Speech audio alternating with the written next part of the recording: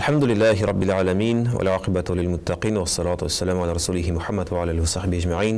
Barcha bizni maqtovlarimiz, bizni barliqqa keltiren Alloh Taolaga gana bo'lsaydi, hamda endi ko'ngillarimizni turlaridan chiqqan salovat shariflarimiz payg'ambarimiz Muhammad Mustafa sallallohu alayhi va sallamga bo'lsaydi. Assalomu alaykum va rahmatullohi va barakatuh. Hurmatli huzur TV tomoshabinlari, efirda imomdan sirliq topshiruvi. Endi bugun bizning shu efirimizda huzur qonaq bizning Qozonimizning G'adil masjid imom xatibi Rustam Hazrat Bakirov. Assalomu alaykum va rahmatullohi va hazrat. Va alaykum assalom va rahmatullohi va barakatuh. Endi boshlagancha men iskagina tushirib o'tayim. Hurmatli tomoshabinlarimiz, endi hazratlar bizga so'rovlaringizni jibarasiz qilsa, Xo'znaym o'yimamiz boshqa hozir.ru degan elektron adresga jibara olasiz. U mana ekranlarda bor. Endi inshaalloh sizdan kelib erishgan shu so'rovlarga shu studiyada hazratlarimiz bilan birgalab javob topib turishimiz. Endi so'rovlar degandan boshlab jibarik. Birinchi so'rov hazrat: ni uchun diniy kishilar shapon kiyadilar? Uning funksiyasi narsadir deganlar. Bismillahirrahmanirrahim. Bek qisqa javob ol sunnat deb aytamiz da shunda da bo'la, lekin endi davom etasim kela. Shapon endi ul payg'ambarimiz alayhisalom shalma shapondan yurgan, ham payg'ambarimizga nindi xayrli ishlar qoldirgan bo'lsa, u bizga sunnat. Yoki uni ishlasak savob, ishlamasak gunoh yo'q. Ikkinchidan endi bu g'avrat qoplay turgan kiyim ham bugungi kunda bek aktual. U vaqtda shulardan solmaganlarda bugungi kunda endi bizning masjidda hazratlarimizning o'zi bor, ham bizda bo'lmasa ilm tura endi shunday dejurniy shaponlar deb aytamiz. Narsaga qoy bir vaqtda kishi kira jeykini namozga ham ol qisqa shortikda. Yigitlar bizga endi itak berib bo'lmay, qizlarga bor itak, yovliq, dejurniy deb aytamiz endi. Yigitlar shuni kiyib g'avrat degan o'rin bor, erkaklarga beradi endi kindikdan tizgahatlik. Jeykini bütünde shortikda maykadan yurgach, jinlarin tizlarini qoplasin uchun kiyalar, g'avrat o'rnidan qoplab endi. Ham uchinchidan bu saqlov sharasi saqlanamiz. U vaqtda endi saqlangandan tuzandan, u vaqtda saqlangandan endi shu jinlardan bugungi kunda endi kishilerin endi ana shaponni qobil hazratlar kiyib bizning yoqlarda sovuqdan saqlana turgan shunday bir usul. Ham endi shaponning hukmi sunnat, lekin endi ko'rib turamiz, shaponni kiyalar endi din ahllari. U bugungi kunda bir belgida. Agarda mashga kelib kirsak, manda Alloh shukr imomdan so'rab deb aytganda bizni olib borish ham imom anashla. Mashga kelib kirgach, anda tubatali kishilarimiz ko'p, soqolli kishilarimiz ko'p, anda dejur boboy manda kelgan mahallama, lekin endi kishi onasining ishida endi imom endi kiya shapon, ham shapon kelgach anashla, bu endi hazrat anga kishi kelib endi so'rab bera ola. Bek durust ham bek xizmatli so'rov. Balkim kimdir aytar endi, ana bitni bari bizda bilamiz, lekin hikmatli narsada shunga ixtibor etiz to'g'anlarimiz qoy bir vaqtda kishi masjidga kelib kiradi, tubatali kishi so'rab beradi. U imom bo'lmasa mumkin. Ham u kishi ilmli bo'lmasa, u o'zining o'ylagan fikrini javob beradi. Ham bu kishining turmushini teskariga o'zgartirib mumkin.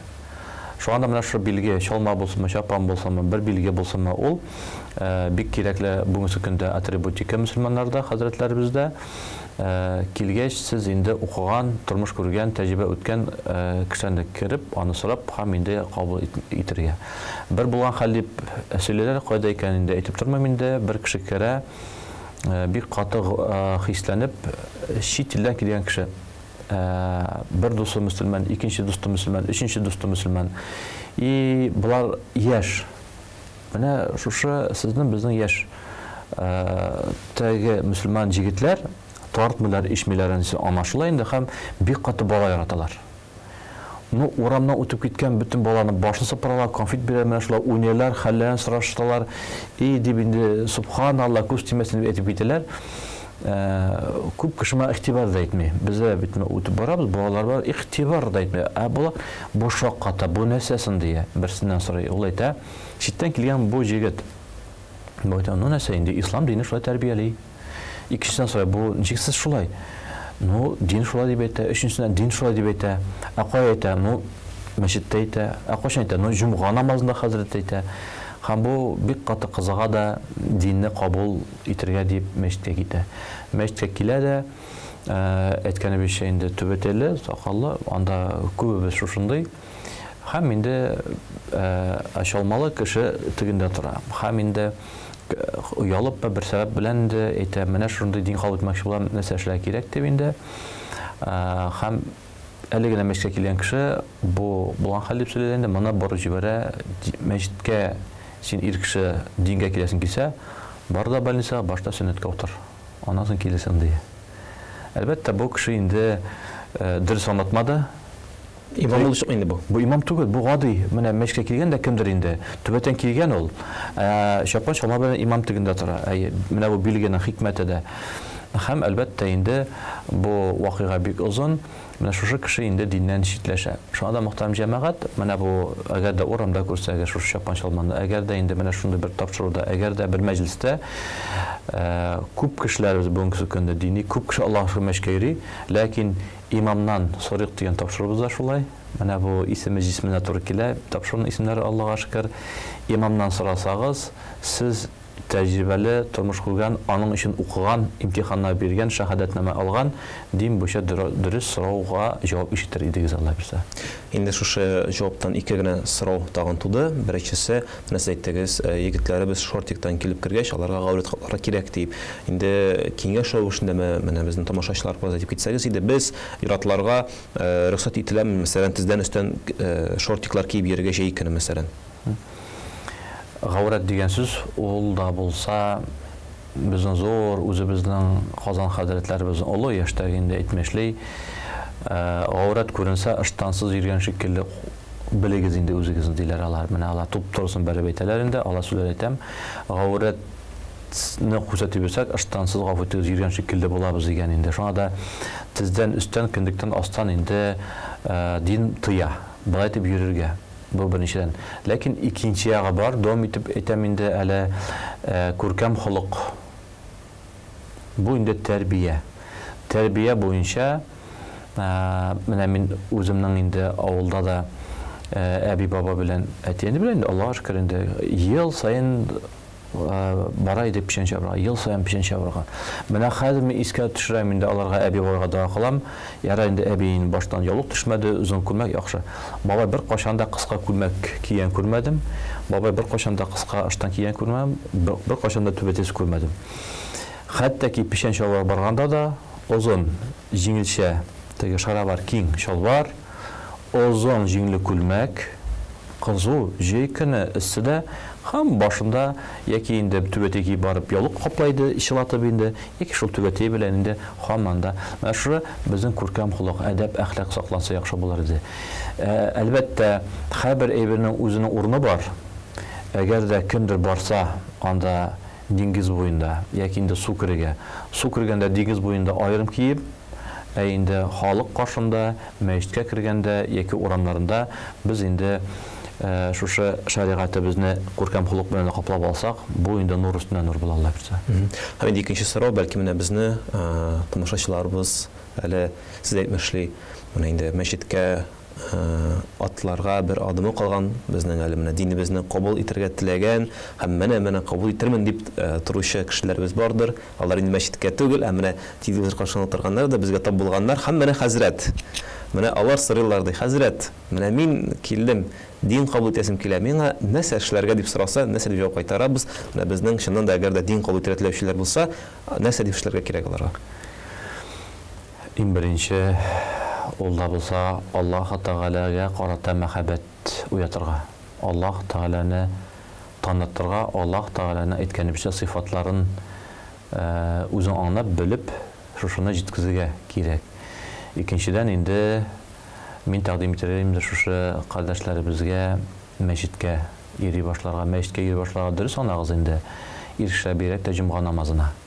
Җомга намазына нәрсәгә, чөнки җомга намазында безнең җирлектә безнең хәзрәтләребез безгә актуаль мәсьәләләрне шишәләр. Хәзрәтләр бик күп, интернет читләре бик күп, фатвалар бик күп йөри, ләкин ул безнең җирлеккә туры килми. Шунда анарга кирәк, әйе. Мәккә барып сез шана турында вағыз сөйләсәгез, аңында шүлдә кеше шана турында вағыз нәрсә кирәк. Шуның шикелле бездә дә үзебезнең континент, үзебезнең менталитет, үзебезнең холык, үзебезнең табигатькә туры китереп, без инде мәсьәләләр исем кушу, безнең якларда нинди исем кушу, аның мәгънәсе яки никах утыру, никах хатта нинди милләттә булганмы юкмы, яки бер милләт, бер диндәме юкмы, менә барсында аңлатабыз. Нәрсә, әгәр дә мәшкә килмәсәгез, сез үзегезчә фикер йөртәчәксез. Каяндыр кемдәндер ишеткән шикелле.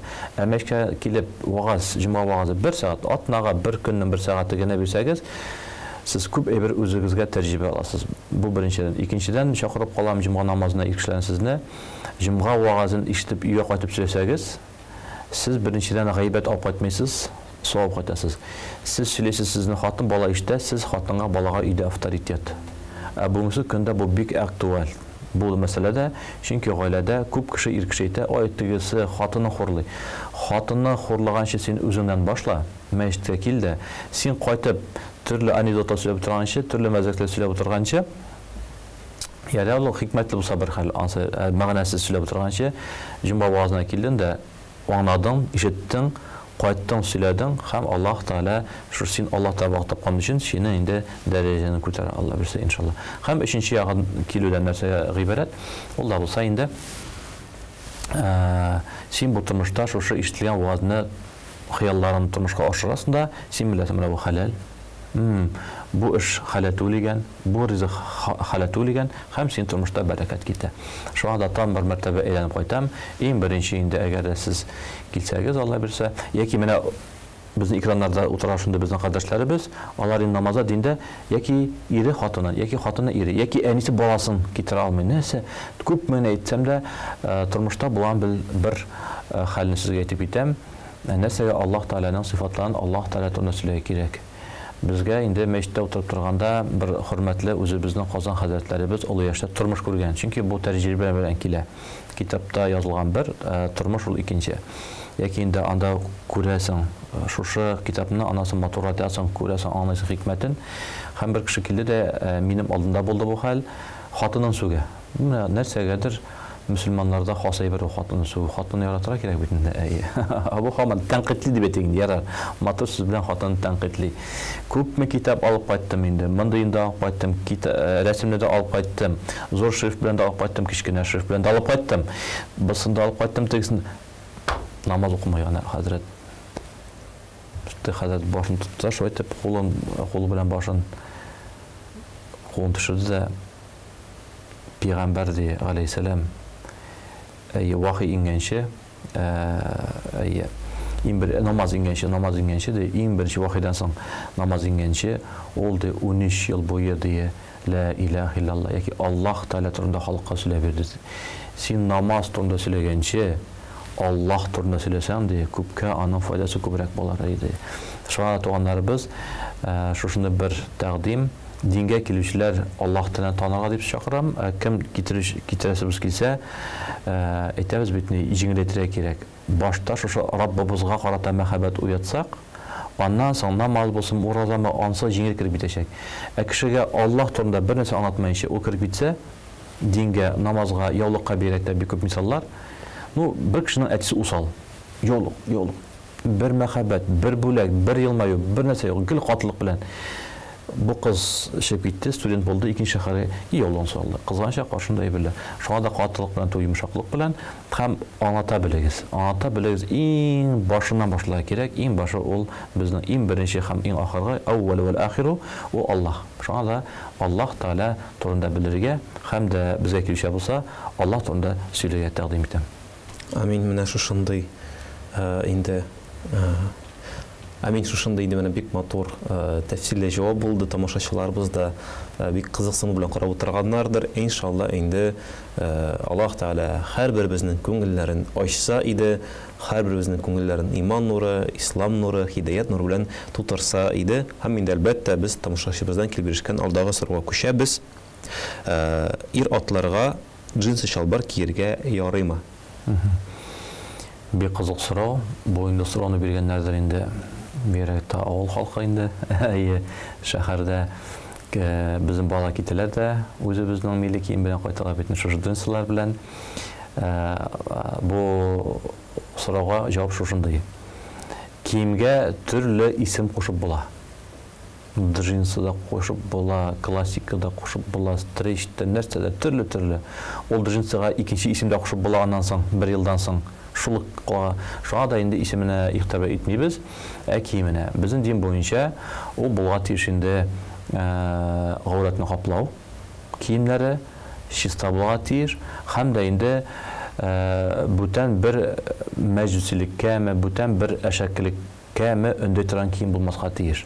Мәсәлән, бар шундый киемнәр сугыша торган кешеләр киенеп йөри, мәсәлән, инде спорт белән түгел менә шундый төрле инде хаксыз кешеләр киеп йөри инде, аларның үзенең символикалары бар, анда инде рәсемнәр эшләп.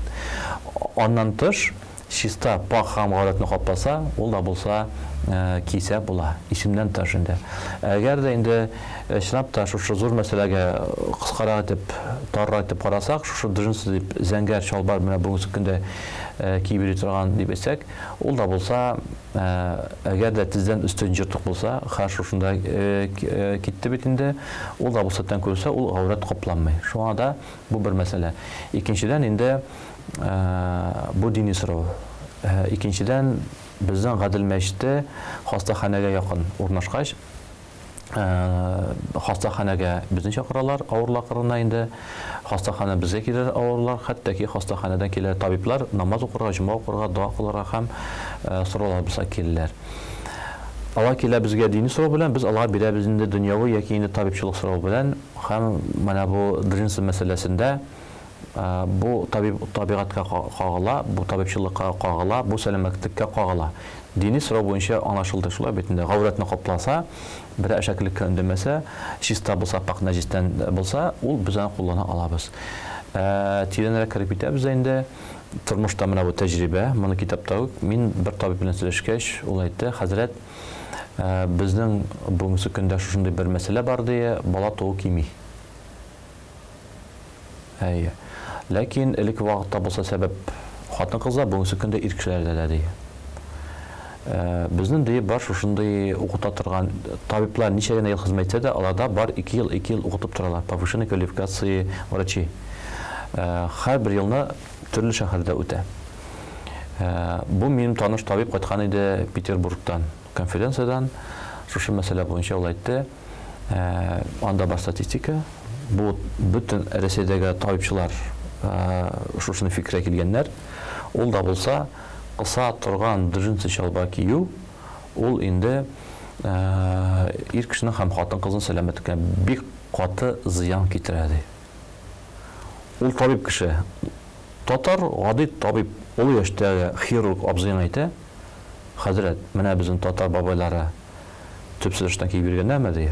Яки инде шаровар дисәгез, кабак кеше беләдер инде. Яки инде киң шалбар, шалвар, шаровар, 11-шәр, 12-шәр бала кайтканнар ди. Шуңа да безнең әби бабаларыбыз бик хикмәтле булган. Шулардан үрнәк алырга кирәк дип бу табиб әйтеп куйды. Шуңа мөхтәрәм җәмәгать, әйтәсем килә. Әлбәттә инде иншаллах берсә моның дин ягыннан да һәм инде сәламәтлек ягыннан да бар инде үзенең менә шушы әйтемнәре. Ким булса, чиста булса, гауратны капласа, җыртыксыз, тәртипле булса, һәм дә бирәк тә менә сул көннәрдә җыл булса, моның инде исеменә бәйләмәенчә аны киеп йөрүдән зыяны юк. Инде өстәр теге сорау юк, шуңа күрә алдагы сорауга күчик иншаллах. Киләчәк хатынымның әтисе белән сөйләшергә барам. Моңа ничек әзерләнергә, нәрсә турында сөйләшергә? Хәзрәт, миннән сорау түгел, миллионга шуңа күрә теге карамаз мин алай. Бик бу төпле сорау, бу сорау бирүче җегеттер бу. Бу җегеткә инде 5 Хусан да була. Чөнки әзерләнә. Сорау биргәч әзерләнә. Әзерләнеп бару бик кирәк. Нинди сорау? Иң башта инде тәкъдим итер идем, анда барганча инде Аллаһ Тәгаләнең сорага. Ул бар, шушыны бездә нәфил намаздан берсе истихара намазы. Мин мөхтәрәм кардәшләр, сезгә дә киңәш итәм. Әгәр дә алда берәр нинди зур эшегез торса, истихара намазын укырга. Истихара намазы укыганда Аллаһ Тәгаләдән сорыйбыз: "Хәерлеме бу? Миңа, динемә, сәламәтлегемә, киләчәгемә?" Yolunu aç. Hayırlısı olmasa hayırlı yolunu aç degende istihara. Allah da yolunu açtı. Hem inde barganda elbette inde Peygamberimiz aytdı aleyhissalatu vesselam bir-biringizge bulaklar bilişigiz, ilimlerini yaxşırtыгыз. Elbette mında barganda inde bulak aparsağız bik yaxşı bolar idi. Bulak meselesi ikiye bölünür, birisi halal, birisi haram. Köpten tugulunda 20-25 yıl eleginde nini köçten şapargan bilebez barыбызda inde. Elbette ol günler gitip motorçista halal günler biz kelip җитте Аллаһка шөкер. Менә бер халал мотор бүләк инде алып барып танышып кирәкле. Һәм бу динебез инде әлбәттә рөхсәт алу бу хупланада. Ма хатлык булса шушындый хәлләр, ма хатлык яшерен әйбер түгел бу мәгълүмат инде. Җегет кызның әтиянисен, кыз җегетнең әтиянисен дә белә иде. Туй көне килеп җиткәч бар үзәре йөриләр, үзәре тормыш белән яшәйләр, үзәре сөйләшә, үзәре килешәләр, көнен билгеләп куялар да барып әйтәләр. Без шуның көнне көн, менә бу кыз, бу җегет дип инде юк. Дин буенча менә бик дөрес сорау, башта ук бисмиллаһдан башлап Аллаһ Тәгаләдән сорап истихара укып барсагыз, бу гаиләгезнең киләчәге Алла бирсә инде өметле була. Баргач инде әлбәттә нәрсәсен сөйләшергә, анда инде баргач ул сүз сөйләшенә o bitinde şunu anağız siz. Her bir kişinin barmağındağı izi türlü bulan şekilde her bir kişi özü türlü. Biz misal hem belki bir neçe 10 anda nokta etip çağırmanda. Ol sizin indi bulaşaq Xudaga etiga eniga aşamasa, siz ana 10 soranı hazır etdi deb berip, ana indi keyfine düşüp oturasınız. Şu anda barga içinde qaraysiz, elbette indi isenleşəsiz, özünüz soraysınız, niyetinizni tüpliyken anlatasınız. Eğer de indi nikah günün sorasız geçse indi anlatasınız. O'zingizning xizmatingizni, hali ekanligingizni, ham to'g'ri masalasini shishu, barcha tupli fikringizni aytasiz. Ham endi Allohning xayr fatihasini Alloh bersa inshaalloh olib qo'yasiz. Bu yerda endi tatar musulmon bo'lsa yoki endi bir diniy bo'lsangiz, endi aytib qo'yasiz, eshitmayman, tortmayman, namoz o'qiyman, Allohga shukr. Bu da bugungi kunda bek zo'r baxt, bek zo'r shodlik. Boyliqning yarısı şuşu indi. İçmeyişi tartmayınca kiyov kelip sırasa kazanlar şulay bitine. Bu büyük zor baxt. Çünkü küp kişi hamanda ali intige şuşu şeytan su bilen belengen mesele boyunca. Indi Hazret mine aldağı sırav.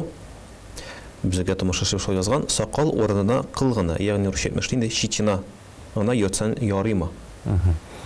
Din boyunca şunda yok. Mesele var. Elbette kıllarımızdan şitina deb aytamiz. Azrakana çıkıp turgan ir kishiga irlik bera turgan ol vacib. Soqalning indi bo'yi ol sünnet amal. Şu anda azgina çıkıp tursa ol vacib bizning üstümizden borç tushadi. Bu irlikning yigitning ir kishi ekanini ko'rsatadi. Har bir masalada iskarma bor. Bu masalada iskarma bor. Bor mening aramda tanışlarım Allah tashviq etib yaratgan yo'q. Bir narsa da yo'q.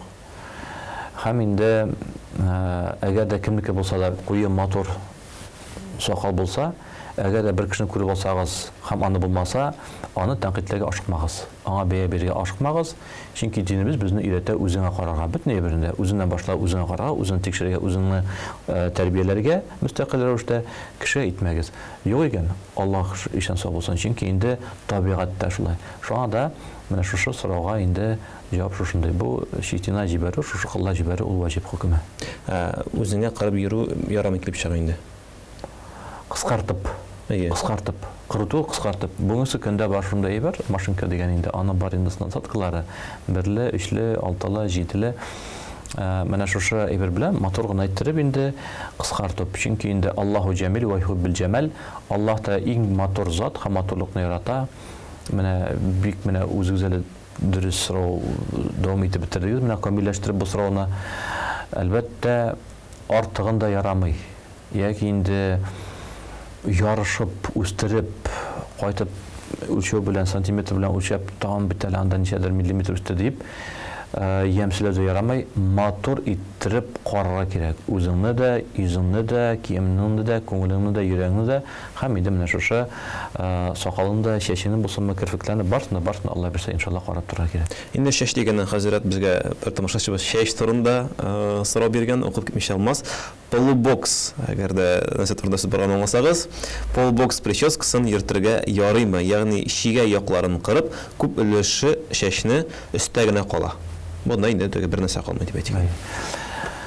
Бу сорау шул ук инде үзебезнең матурлыкка бәйле, ләкин монда бар Пәйгамбәребезнең хадисе. Пәйгамбәребез галәйһиссәләту вассалам көннән бер көнендә шушындый бер гаиләдә барганда баласына игътибар итеп, сәлам биреп туктатып әйтә. Ул вакытта фотосурәт юк, ул вакытта рәсем юк, ләкин хадистә шулай килә. Бу баланың бер башының чәченең өлеше кырылган иде пеләшкә, яки чипчыста, бер өлешендә чәч калган иде. Аны тулырып китереп булар шушы сорауга полубокс. Ләкин анда рәсем юк әйтелмәй, ләкин инде шулай бер өлеше кырылган, бер өлеше калган. Пәйгамбәр әйтә саллаллаху алейһи ва саллям, яки бөтен килеш кырыгыз, яки инде тимәгез дә, кыскартып торыгыз дигән. Шуха хадискә кагылып, галимнәребез әйтә, полубокс чәчен бер өлешне кырып, икенче өлешне калдырып, ул инде макрух. Бу нежелательно. Без кеше әйткәнебезчә инде каты бәрелмибез, ләкин инде әйтәбез нежелательно. Ничек алабыз, яки инде ихрамда шикелле бөтен килеш. Менә таң инде кайтып әйтәм, заманасы да, вакыты да үзгәреп тора. Без менә авылда үскәндә ничәнче класска хәтлек искә түгел, ләкин балалар бакчасында һәм күпмедер бер 5нче класска йөргәндә җәй җитте, пишән вакыты җитте, безнең утырта иде әти, машина белән пляшка алайды. Анда күз тимәсен бер инде дә сырап торыш та юк иде. Аллаһа шөкер инде. Һәм үзе шулай тигезләп үсә иде, Аллаһа шөкер. Шуңа да бүгенге көнгә калганда хәзер бит инде күп мәгълүматлар, күп сүрәтләр кеше бер-берсенә үрнәк ала, яки инде менә шушы хадискә кагыла, яки без булган чәчне тигезләп торабыз, кыскартып, матур итеп. Менә шулай итеп инде алмыйбыз. Искәрмә бар. Тагын искәрмә нинди? Бүтән бер затка ошага тырышмау да бар. Яки булса кием, мәсәлән, бу кием бу милләтнеке, бу кием бу дин әһленеке. Менә инде син кап-кара җәса һәм тарикъа та куйсаң, ул анашыла, бу инде мулла түгел, имам түгел. Бу инде атакай. Шуның шикелле чәч йөртүнең бар кагылышы. Менә шушы инде бар вакытта катырак кешеләр, катырак оешмалар әшәкеләр шәбири һәм аларның бар инде үзләренең чәч алдыру усуллары. Аларга да ошап чәчне алдырмаска кирәк. Чәчне менә шулай итеп матур иттереп, без инде йөртергә тиешбез. Тигезләп, матур иттереп үзебезчә. Инде бәлки шул кеше җавап сорау биргәндер, бәлки бүтән кеше, ләкин туры килеп тора. Ир-ат чәчен хатын кыз ала аламы? Инде мин үземнән дә өстәп әйтәм, бүгенге көндә чыннан да бик күп безнең парикмахерсларыбыз белән чәч тарышханәләребез дип әйтик, инде күбесендә хатын кыз эзли. Аллага шөкер, барбершоплар дигән яңа сүзләр килеп керде, инде анда ир-атлар күбрәк эшли. Шулай да сорау бирүче кеше инде үз тирәсен күз алдына китереп әйтәдер. Әгәр дә менә чыннан да хатын кызларына булса, яки анда гомумән сайлау булса да, ир-атның чәчен хатын кыз ала аламы? Бу сорауга җавап бик җиңел әйтермен, анасы инде искәрмәсен әйтеп битәм инде. Шит хатын кыз ир кешенең чәчен алга тиеш түгел. Бу аңлашылды инде. Ләкин искәрмә бар, шит хатын кыз. Бәлкем кемнеңдер әнисе чәч тарышханада эшлидер. Ул ала. Бәлкем хатыны хәләҗ итә. Бәлкем синекәше, бәлкем бер туган апасы. Әлбәттә, булар ала. Бу беренчедән инде. Икенчедән, бүгенге көндә нәрсәгә тиеш түгел дип без аяк терәп әйтә алабыз, чөнки чәч тарышханәләр күп. Бар инде ир кешенеке аерым, хатын кызларныкы аерым, бар инде дуслар, бар мәшкә йөрүчеләр, чәч тарышханәдә хезмәт итә торган. Шуңа да бу мөмкинлекләр бүген бар. Искәрмә нәрсәдә? Искәрмә инде әлбәттә бу инде табибчылыкта һәм бүтән мәсьәләдә әйтәбез, безнең мәчетебез хастаханәгә якын булгач, кеше җыгылса, башы белән килеп төшсә, аны иң беренче приемны паковап баралар да, башының ярасын карар өчен аны кыралар. Әлбәттә, монда хатын кыз булса, сен танымыйсың, ул Москвада мәхәлләнең табибларыбыз, хатын кыз күренеп тора инде, үзеннән, тавышыннан инде. Юк, менә Рөстәм хәзрәт тапшырда әйтте бит, туктазы мен ир кеше кирәк дип, анда инде утырып тору, көтеп утырып тору, инде акылсызлык. Менә бу искәрмәннәрне аңлап, ул вакытта тиз генә, чөнки яраны чистартырга кирәк, аны кара кирәк, аны чистартып, аны тегеп куя кирәк. Ул вакытта бу искәрмәләр динебездә һәр вакытта да бар. Әйткәнебезчә инде диндә инде фанатик низа, анда менә шушы акылдан тыш әллә калай әйтмә. Мөмкинчелек булса, әлбәттә юк. Килеп кердек, менә монда ир кеше монда хатын-кыз әйтәбез инде. Мин менә шушы иптәшкә көтеп торып, без аңа алдырабыз. Икенче ысулы инде сораулар булса, бүгенге көндә күп чыштырышханәләрдә эшләр алтын куллы җегетләребез, ир кешеләргә, хатын-кызларга кызларыбыз Аллага язылып кына килеп була. Телефонын алабыз, мәсәлән, үзем шулай әйтәм инде, ир кешегә йөрим инде, телефон алам, шалтыратам, һәм гел килеп чыга, әле вакыт юк, әле язылганнар. Иртәгә мәсәлән фәлән буш, ризамыз, риза. Шунда барам да рахаттанып инде чәчне инде кыскартып матурлап кайтам. Шуңа да әлхәмдүлилләh шөкер, бүгенге мөмкинлекләр бар. Инде искә генә төшереп үтик, үзебезнең менә сорауларыбыз чынында кызыклы һәм менә тормышчан дип әйтик инде, шундый тормышчан сораулар бик күп торалар. Шуңа күрә аларны курыкмыйча, ялмыйча җибәрә аласыз. Хәзрәтләребезгә, шушы электрон адресларыбызга иншалла җавап кайтара тырышабыз. Хәзрәт инде дәвам итәбез. Менә сездән килеп төшкән кадерле тамашачыларыбыз алдагы сорау: Коръәнне йөгергәндә тыңларга ярыймы? Бик матур сорау, чөнки бүгенге көндә күрәбез инде кешеләр Аллаһка шөкер спорт белән шөгыльләнә башлады. Шунда дип аныйм инде мин бу спорт мәсьәләсе дип аныйм бу сорауны. Икенчедән инде колакчан кулланулар, наушниклар, Аллаһка шөкер. Һәм инде кем нәрсә тыңлап йөри бит инде. Һәр бер кешенең үзенең ихтиярында.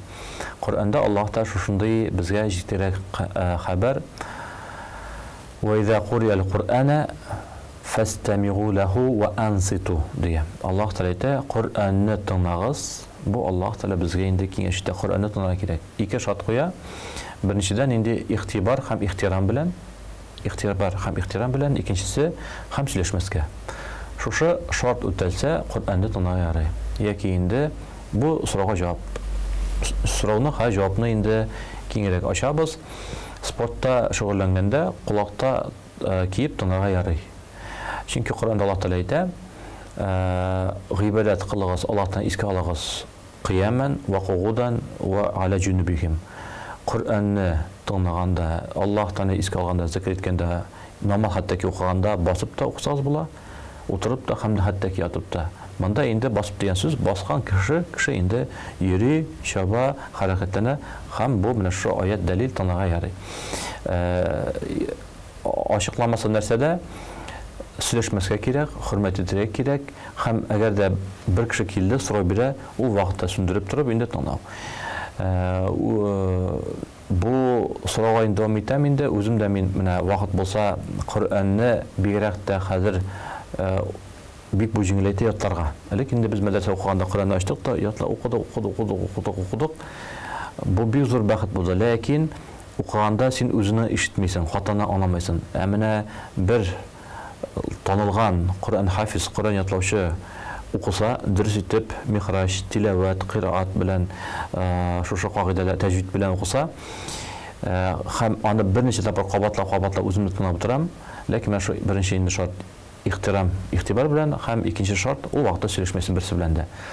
Анда мәсьәлә килеп чыкса, тавышка басабыз, ноктага басабыз, сүндереп торабыз, үзебезне сөйләшәбез, тәхәрәтебезне янатабыз, эшебезне эшләйбез, кире менә шулай итеп инде куллансак була, Алла бирсә. Иншалла, шулай булса да инде. Инде көттөрмәйбез алдагы сорауны да, бәлки көтеп торадыр. Менә мондый сорау биргәннәр: "Әле кияүгә чыкмаган кызга бер бүлмәдә башка ир-ат белән бергә намаз укып буламы?" Әлбәттә, бу намаз уку бер шит кыз һәм бер җегет бер бүлмәдә намаз укумы дигән сорау.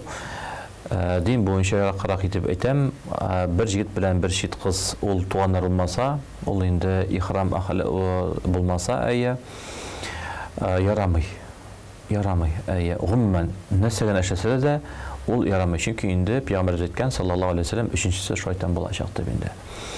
Әгәр дә инде мәчеткә килсәк, мәчеткә мәсәлән инде бүгенге көндә шушылай каралган, безнең мәчеттә, беренче мәчеттә Казаныбызда, авылларда күргән бар, беренче кат инде ир кешеләр, икенче кат хатын-кызлар. Ул вакытта әлбәттә бу bir bina дип санала, ләкин инде без ир кешеләр кызларны күрмәйбез, кызлар безне күрмәй, чөнки анда инде балкон. Ул вакытта инде кереп инде укый ала. Ә менә шул бер бүлмәгә генә, мәсәлән, безнең инде сәүдә үзәкләрендә һәр Аллага шөкер казаныбызда шушындый бүлмәләр мусалла дип бик дөрес әйттегез инде. Мәчет ул инде бина, манаралы, җомга үткәрә торган дип атала. Ә мусалла ул намаз уку бүлмәсе дип тәрҗемәдә ителә. Ул манарасы ул шарт түгел, ләкин анда җомга укытылмый. Хастаханәләрдә бар. РКБ-да бар, ДРКБ-да бар дип әйтәбез. Калган хастаханәләрдә, сәүдә үзәкләрендә килеп кердек, бер кыз намаз укый. Мәсәлән, без көтеп бетерәбез, укып чыкканын. Без килеп кердек, намаз укыйбыз, бер кыз килеп китсә, ул да көтеп тора инде. Бергә бер инде дин ул эшне хупламый. Әле сез әйтмәшмен ул теге андый җирләрдә гадәттә кешерәк тә була, ләкин менә РКБ-да гадәттә үземнең дә булганым бар, анда ширма дип әйтик инде, ширма бар. Мәсәлән, намаз вакыты чыга, икесе соңга кылып килделәр ди. Хатыңыз кирип китте, ират килеп тора тиешме аны? Ширма бар бит инде. Әллә инде бер генә бүлмә булгач, хәерле көтеп торганмы? Юк, бу вакытта аны ул бүлмәне инде үзебез эшләдек. Без шушы инде кызлар, анда ятучы авыру апаларыбызның сораулары буенча шушы ширма алып та куйдык әле, бик кызык мәсьәлә. Хастаханәдә ширма таба алмадык, үзебез алып кирип шуны инде медицинский ширманы да куйдык, Аллаһ намазлыкларына куйдык, пылесос алып кирдек, чисталык, Аллаһ китапларына карап торабыз, намаз вакытлары алып кирип торабыз, Аллаһ шөкер. Ул вакытта без инде чыктык мөфтияткә, мөфтият инде бирде шушы рөхсәт, мөфтият Хайф Фатихасы белән һәм алар рөхсәт итте, ир кешеләр аерым, монда хатын-кызлар шу андый очракта инде укырга ярый дип. Ягъни инде икесе бер вакытта бер үк намаз дип әйтә. Бу вакытта менә фикъ ягыннан гына сөйлим инде, мәсәлән, ират кирде икән, артта ширма артында хатын-кыз бар икән, ул аңа имам булып укый аламы? Әгәр дә әйтсә, әйтсә, ниятләсә, чөнки намазда иң әһәмиятле шарт ул ният. Ниятләп нәрсәгә шушындый хастаханәдә булсынмы, сәүдә үзәкләрендә булсынмы, бар шундый әйберләр үземдә килеп чыккан булды. Бер кеше икендегә керде, кемдер өйләнеп укый. Нияттән тора бар сорарга кирәк инде. Намаз укыса инде мин аерым укыр идем. Чөнки бар монда фикер бар, шик бар, әпәмәлеттә шикле берне калдырыгыз ди. Бәлки ул икендән укыйдыр, бәлки мин диләм бирәт, менә хәзер намаз вакыты бик каты якынлашты.